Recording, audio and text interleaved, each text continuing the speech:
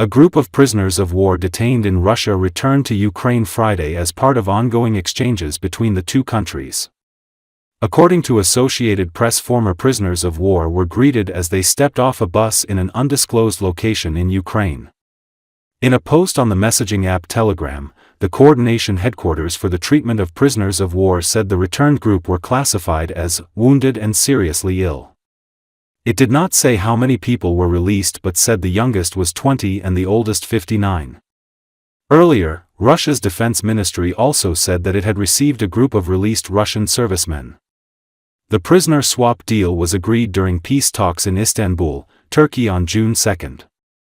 Friday's exchanges came as waves of drone and missile attacks targeted Kiev overnight into Friday in the largest aerial assault since Russia's invasion of Ukraine began more than 3 years ago, officials said.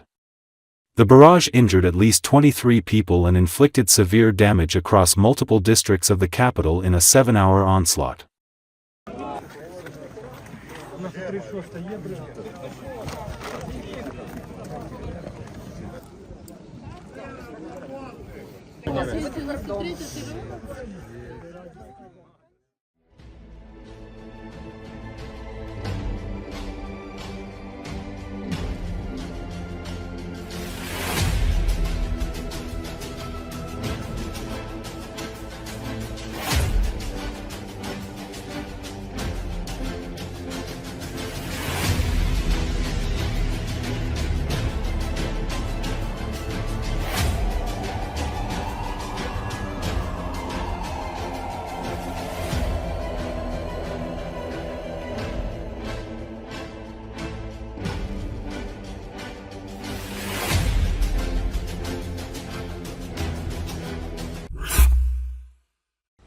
Ukrainian defense forces are attempting to break a temporary corridor through Russian air defense in Crimea, aiming to target military and energy infrastructure.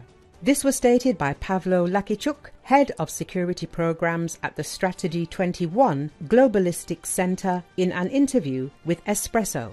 In order to strike the enemy's military, industrial and energy infrastructure, the air defense must be neutralized first. According to Lakichuk, he explained that repeated strikes on the same areas such as Tarchankut, Yevpatoria and Fiolent were aimed at breaking through the first echelon of Russia's air defense, allowing for deeper strikes at key targets like Sevastopol, the Black Sea Fleet base and the Crimean Bridge. Outsiders don't realize that we keep striking the same enemy air defense systems. But no, this is the enemy's first line of air defense. We're taking it out to create a temporary corridor for our strike assets to hit targets like Sevastopol, the naval base Feodosia, Cape Chowder, from where they launched those same Shaheds, and ultimately the Crimean Bridge, he said. For long-range missiles and drones, a temporary corridor through the enemy's air defense is necessary. Lakichuk emphasized that the value of destroyed Russian air defense systems should not be measured by their cost, but by the capabilities they give to Ukrainian forces. He noted that several high-quality strikes had already been made and more attacks on Crimea's airfields were expected.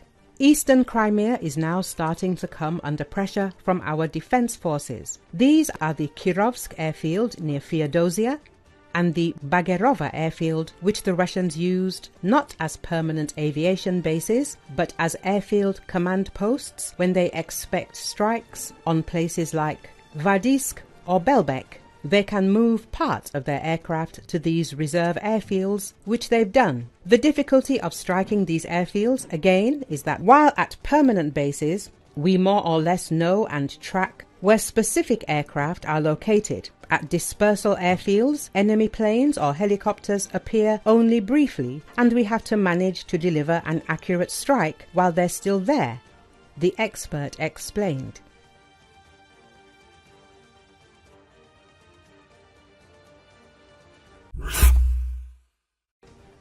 Russia is expanding its aircraft plant in Kazan, Finnish broadcaster Lee reported, citing an analysis of satellite images. Large production buildings have been built on the plant's premises.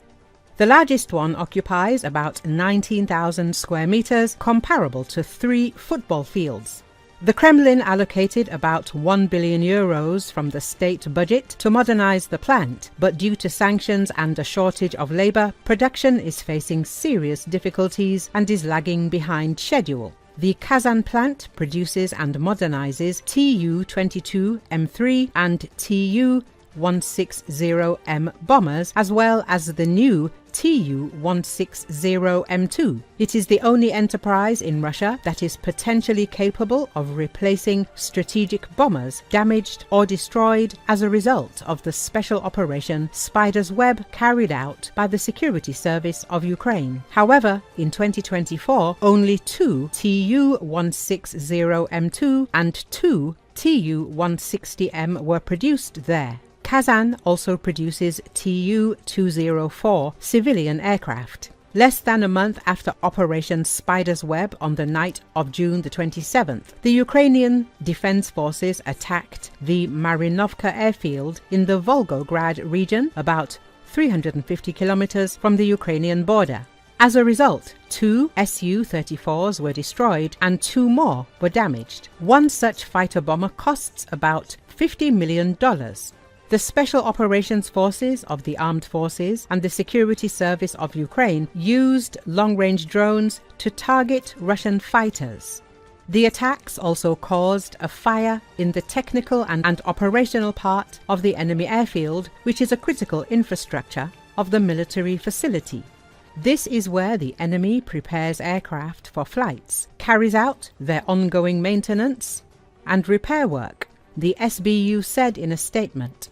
Since the start of Russia's full-scale invasion, the Ukrainian Defense Forces have managed to destroy or damage about 30 of these machines. At the same time, their serial production continues at the Novosibirsk aviation plant. According to estimates by the Defense 24 portal, Russia received a total of 24 combat aircraft in 2024, including 10 Su-34s. According to media reports, Russia has purchased Western aircraft components worth at least €1 billion in recent years in circumvention of sanctions.